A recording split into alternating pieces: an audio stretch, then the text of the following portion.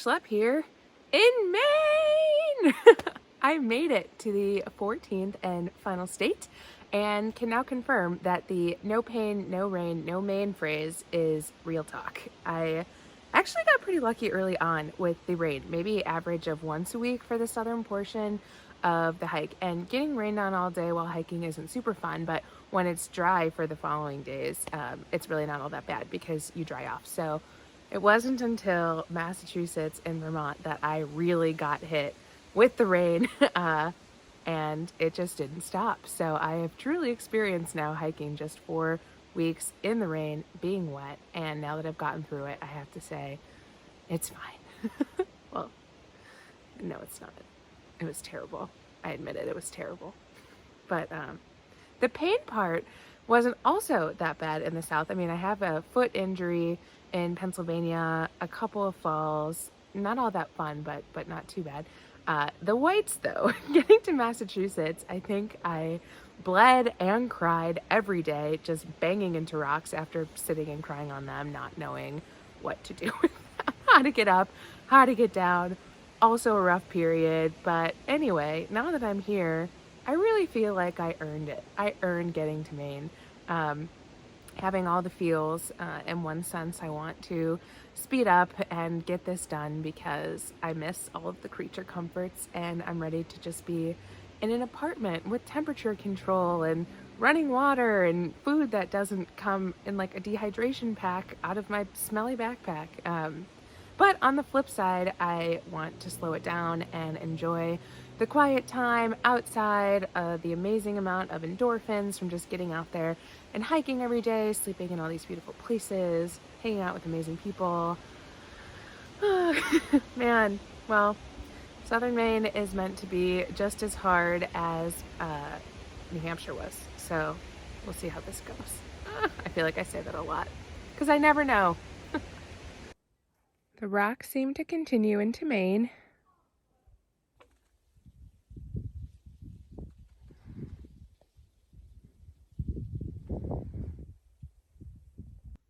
There have been some very helpful ladders to get down the steeper rocks in Maine. Another 4K mountain in the bag. Got up Old Spec this morning. There's no view through the fog, but the sun shining through is really gorgeous.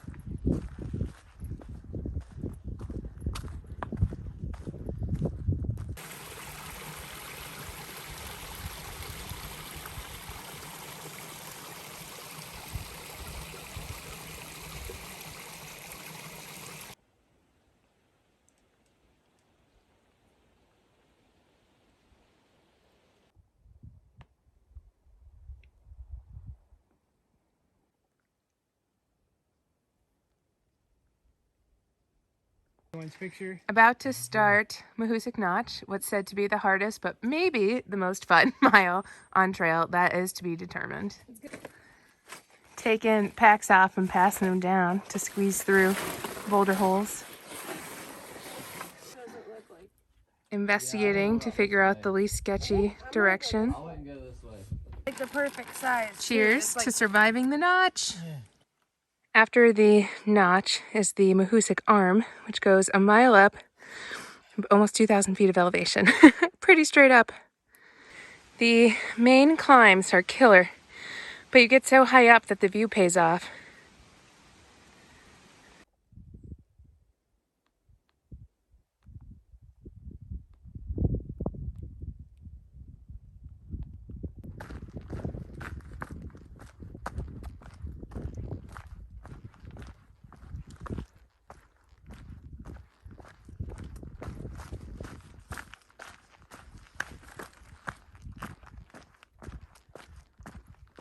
The trees up here are really sappy and sticky, which means my hands are constantly sappy and sticky because so much of the trail is this kind of flat rock that you end up grabbing onto the trees on the side to get yourself up and down it.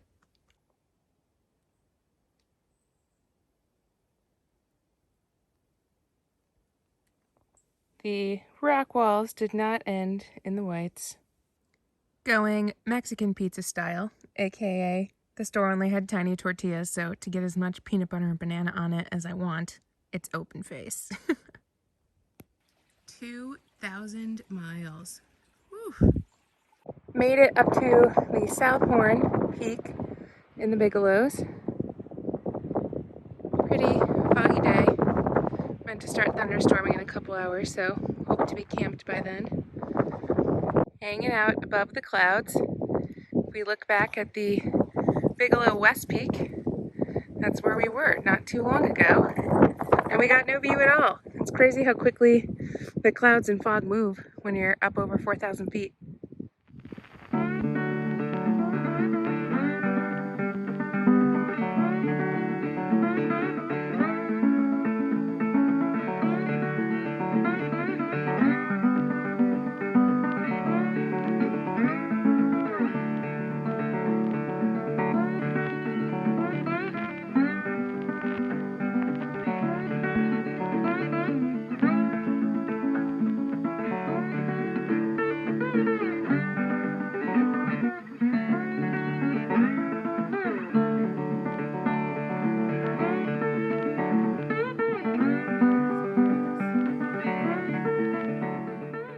I've come up on the Kennebec River crossing, and the official AT route across is the canoe that you see across the way, so we'll wait for it to come back here and bring us over.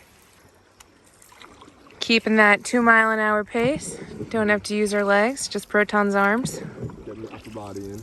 Yeah.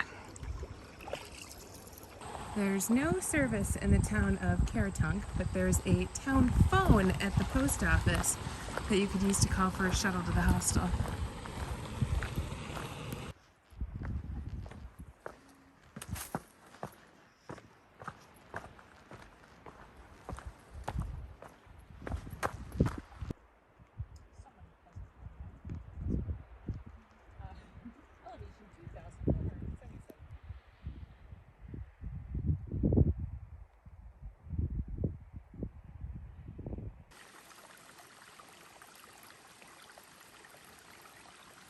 Made it about 18 miles on this unseasonably hot day in Maine, made a little more difficult by most of the water sources that we passed having been dried up. So stopping about 2 miles short of goal to camp by this stream that is running in order to have water for tonight and leave camp tomorrow with some full bottles just in case we continue to encounter no water, which makes for difficult hiking. Maine is going through a drought. Some of the leaves are already changing, meaning they're dying early just because there's not enough water.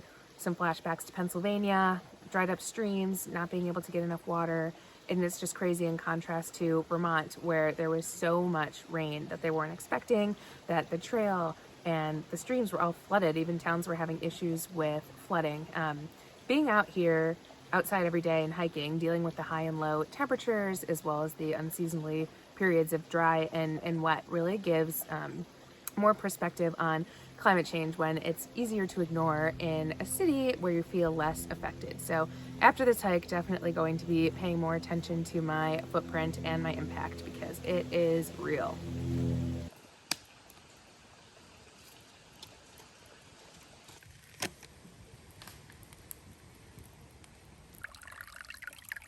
Getting creative on trail to get a nice flow out of the stream that goes directly into the Seanock to filter water versus having to scoop it out of a puddle.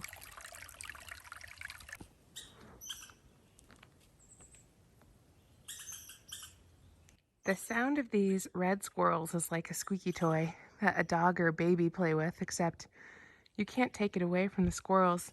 Sometimes they go all night while you're trying to sleep.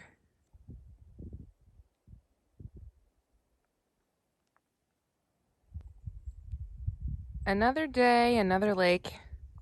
I love Maine. Coming up on some candy from strangers in an unmanned vehicle. Gonna have to remember a few weeks from now back in real life not to eat these things. Holy root wall. This thing is huge. Today's trail angels were actual beavers that built this dam between trail crossings so that you didn't have to ford the river.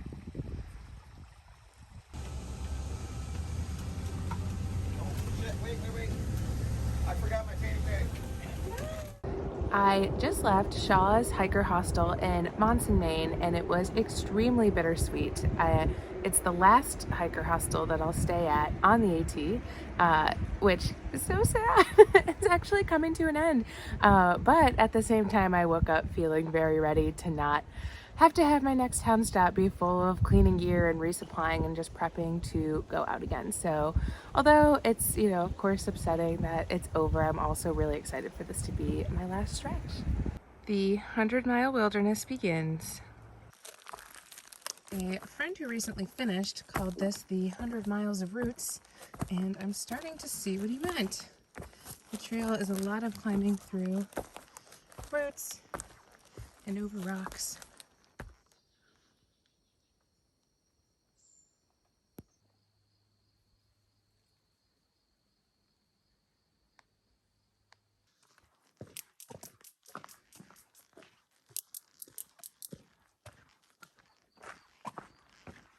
My luck with dry water crossings in Maine has ended. Time to change into camp shoes to walk across this one. The 100-mile wilderness started off a little slowly yesterday with lots of rocks, roots, and puds. It was a little less remote than I thought it would feel.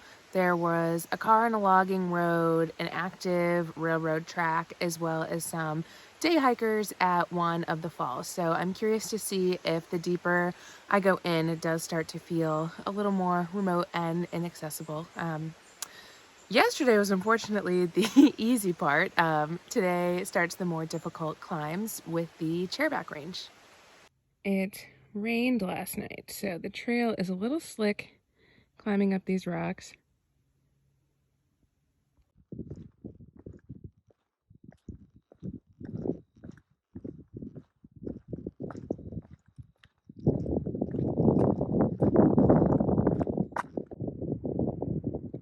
View from the top of Barren Mountain. The last milestone until the end, 2100, and the trail is 2193.1 miles, less than 100 to go. Today I am tackling the second half of the chairback range, and then tomorrow will be Whitecap. There is a hurricane that touched down in Cape Cod. Luckily, I'm north and inland enough that I shouldn't have weather that is too crazy as a result, but it is meant to rain quite a bit just due to that hurricane. So my goal is to just get as much of this done as I can, as quickly as I can, and get to the smoother terrain in the second half of the 100-mile wilderness before the rain comes. I am looking forward to soon being able to wake up in a bed every day instead of on the ground. However, I'm really going to miss the view. Rolling out of my tent to this is nicer than waking up in a bedroom.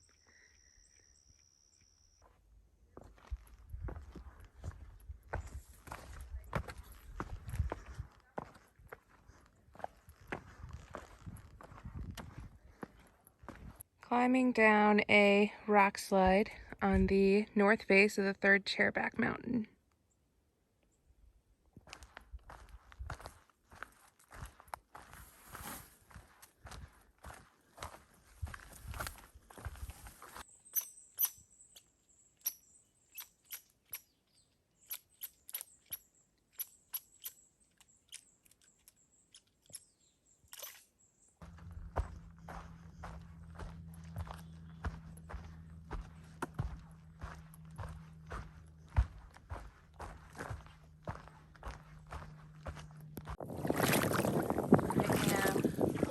Another river in Maine. This one doesn't have much of a current and it's not very deep, so no scare factor. Just take the time to switch your shoes so you don't get your trail runners wet on a dry day. And then there's the stubborn kind who try to not take their shoes off and rock hop across. 84 more miles to Katahdin. Seeing my first moose on trail. It's kind of dark, so I'm not sure if you can see it in the center of the frame. It's a female, so there's no antlers on it. It's bigger than I thought it would be, kind of the size of a horse. more so than a deer.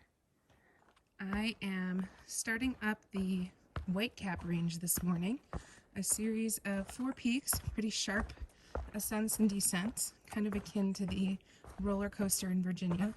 I wouldn't want to do this on a day hike, but I imagine with trail legs it won't be so bad. This is also the last set of peaks until Katahdin, so between the two I'll have a few days of relatively flat, although rocky and rooty, terrain with some ponds to stop and hang and enjoy these last days of being on trail. There is a lot of really beautiful rock stair work up and down this range. Saves us some scrambling. After a few hundred, I'm becoming less grateful for all these stairs. At the summit of Whitecap, 4th and final peak of the day. Unfortunately, no view. It's totally fogged over. Caught a view coming halfway down Whitecap.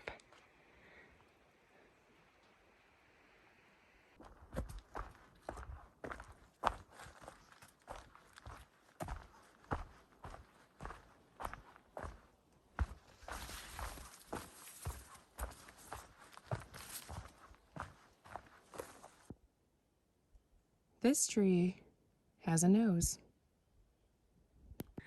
I made it halfway through the wilderness and came to a logging road where I've met a man from Shaw's hostel where I stayed just before beginning, and he brought me this bucket of food that I packed before leaving the hostel. That way I only had to carry about 50 miles worth of food and then get this next 50 miles delivered, just so I didn't have to carry as much weight. And you got tuna, right? Yeah, that's light.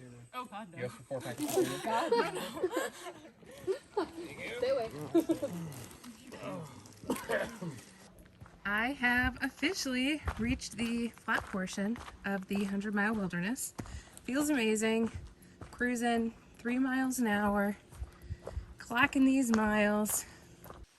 I am at Antler Campsite in Maine and found my new favorite privy called Fort Relief.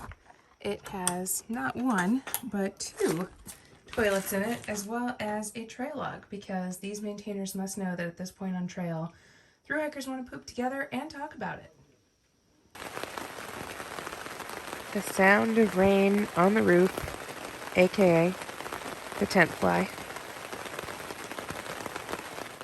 There comes a time every morning in Maine where you have to pack up your tent from the beach you slept on to hike to the next lake or pond.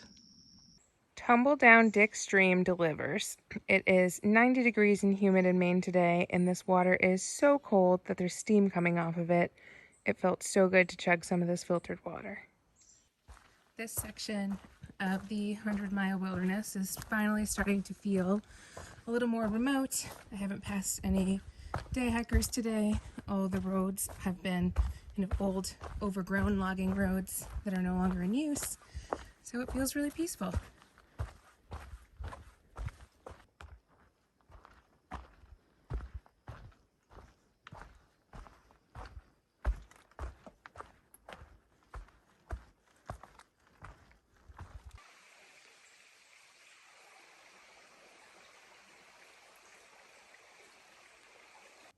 I'm getting my first view of Katahdin. It's covered, at least its peak is covered by a cloud, but it's crazy to see it. I'm so close.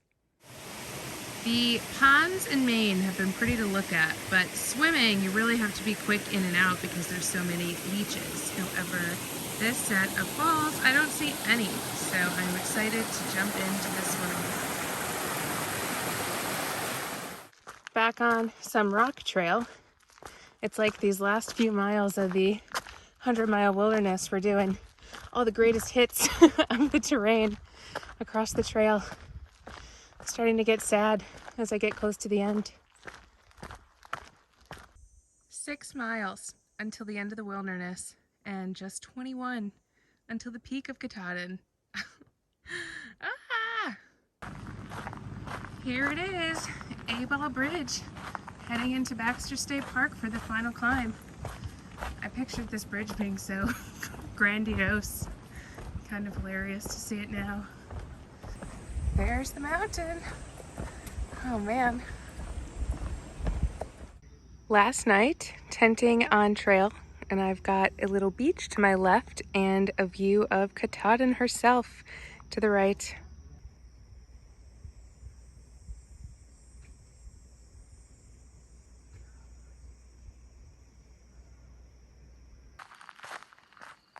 It is 4 o'clock in the morning, and I'm walking down the final stretch of the road that gets me into Baxter State Park.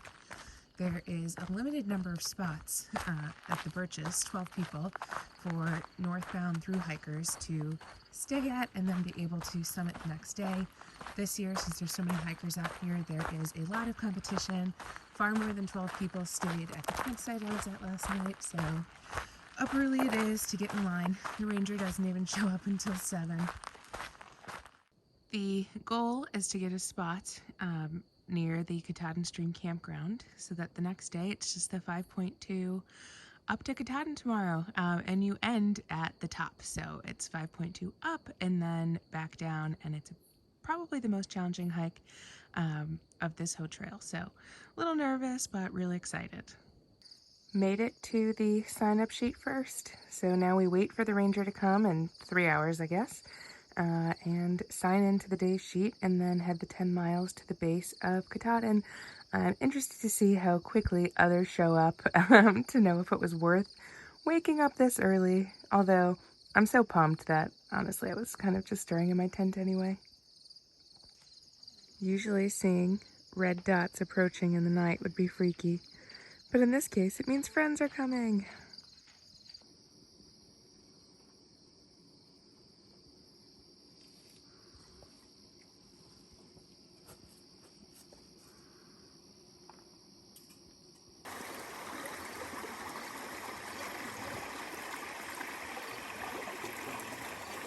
Twelve people did show up before 6, so the Birches is all filled up, and there's some other hikers. Not sure what they'll do. With the stress of getting into the Birches out of the way, I get to enjoy one more day of what's meant to be a pretty casual hike with a lot of water and really pretty views before tomorrow, where I take on the beast.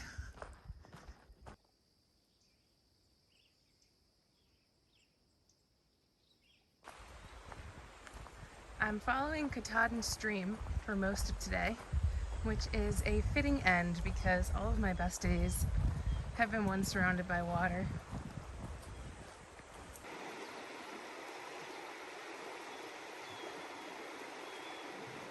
Another early morning, leaving Katahdin Stream campground to start heading up the final mountain. Oh my gosh, what an emotional morning. Made it to Katahdin Stream Falls. First little milestone on the hunt trail up to Katahdin. The rock slab walks are beginning just as the sun starts to come up. I am enjoying every minute of these rock stairs before they turn into scrambles. The things you appreciate when you know what's coming next. The lasts are starting to kick in. One of the last times I'm going to have to filter water. Between spending the months before the hike in Mexico and then the hike itself, I'm going up on almost a year of not just being able to turn a faucet on and drink. The rock steps are starting to get more jumbled. I think the quote-unquote easy part of this mountain is almost over. First view of the day. It's gorgeous up here.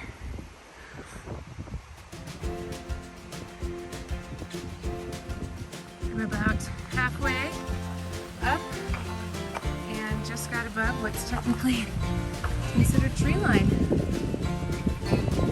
Although there's a lot of trees, so it's confusing.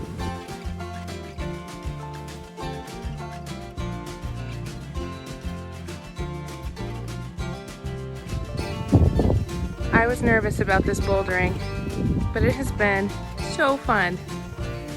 I'm getting close to the top.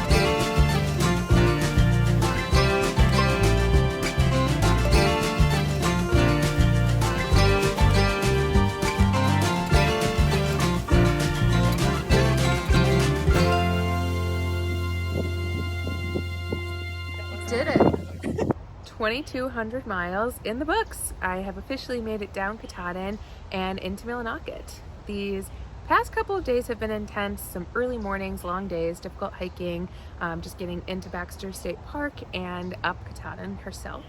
Definitely the most difficult hike of the trail, lived up to its hype.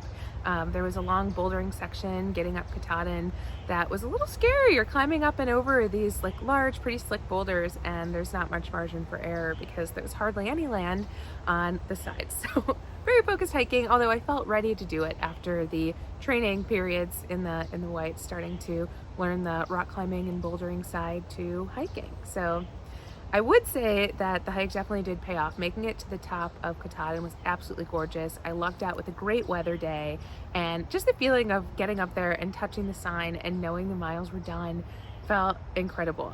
Just such a feeling of accomplishment.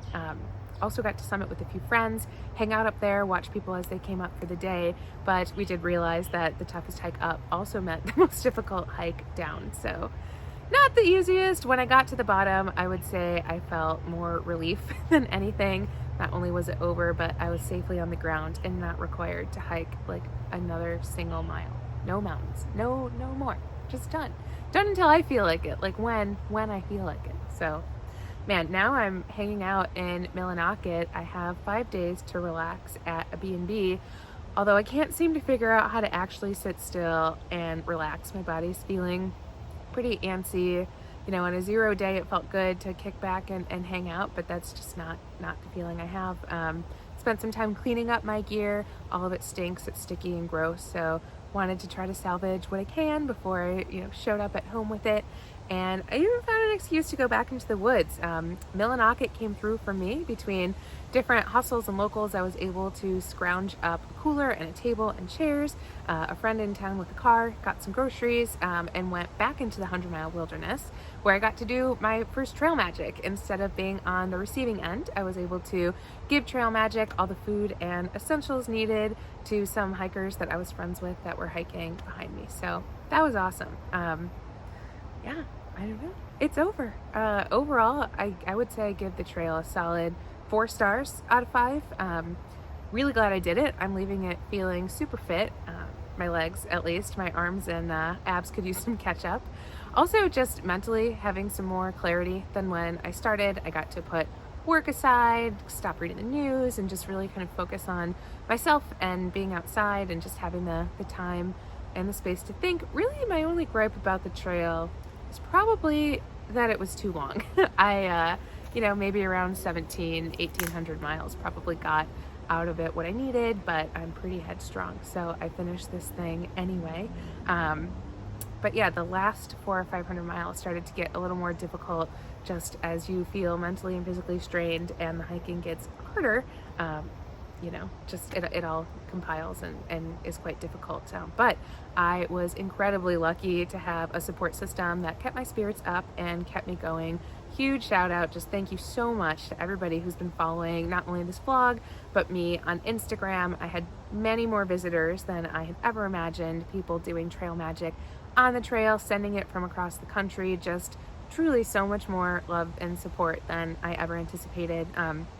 This trail was incredible, but it was also really hard, and I couldn't have done it without all of you. So truly, truly, thank you so much.